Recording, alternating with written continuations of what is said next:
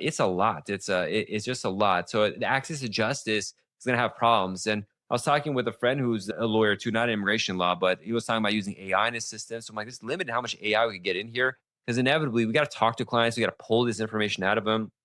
They're freaking out. We got to send talk to them at all hours just to calm them down. The law is H-1B. This whole weekend, we're dealing with H-1B disaster. We're not a big H-1B firm, but I'm sure those big firms that do 1,000 H-1Bs, their inbox is full of 10,000 people asking questions and when to call and freaking out. I had 2 or 3 consults randomly last week about H-1B where people had some clerical issues that happened are problematic. And just those two following up with them took my whole weekend just to try to figure out what's happening, help their employers council figure it out for the issues there because they weren't doing the research. Essentially, a lot of these companies have paralegals do everything, so they don't know what's going on. But it was helping that. So it makes access to justice hard. Just I was thinking about this. I saw this Law 360 article about this guy who's had apparently had a good asylum case, and he got detained. But the family just kept calling and calling lawyers different places, and most of them didn't even pick up the phone, or if they did, the fees were really high. And I understand you got to get paid up front because you don't know if the person's going to disappear, how long this is going to take them to take. Obviously, you might know me. I don't do removal or detain cases or asylum cases. I stay away from that just because it's so much work. It's a court case in 5 years from now. I don't know what's going on. That's just it's too much to handle.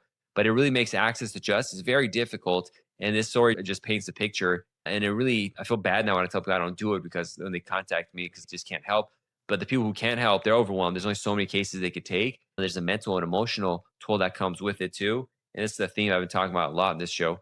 But and then just the cost. If my marriage immigration cases are this expensive, imagine asylum cases and stuff. You have to go to court and spend all that time there and deal with that antagonistic conflicts center right there. I don't really have an answer for this, but this access to justice situation is really bad. And on the bright side, this immigration litigation.org, National Immigration Litigation Alliance, announced the launch of the National Immigration Habeas Institute. They're saying the NIHA is a joint venture between NILA and Cardozo School of Law, Catherine O. Greenberg Immigration Justice Clinic. NIHI will address an emerging critical gap in the capacity of immigration legal service providers to challenge the detention or deportation of non citizens. Many immigration lawyers only practice in immigration court, however, because of recent changes in law and policy, filing a habeas petition in federal court is now often the only way to protect immigrants. So I want to share that information, very important, to try to get some access to justice, some training for lawyers are going to do it. I just got too much on my plate through the toolbox and kids and getting older and all this and getting tired and all this kind of stuff. But I think there's fresh blood coming in, who's more eager to do these kind of things. We just got to make better systems of collecting money for them for low bono stuff or creating AI that helps them or figuring out ways to do it. I don't have an answer pretty much at all other than listen to the show for stress relief, but and save yourself time to study a lot of stuff if we could share it with you. But this is something that's very important because it's a wild situation we're going through right now.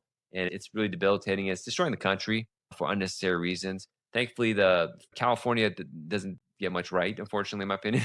I live in California when it comes to laws, but they passed a law where law enforcement can't be wearing masks when they're picking up people. Hopefully that doesn't get some sort of injunction. It actually works. It's crazy having masked people walking around the street and picking up random people. This is not in America. This is like Iran style kind of things that are happening.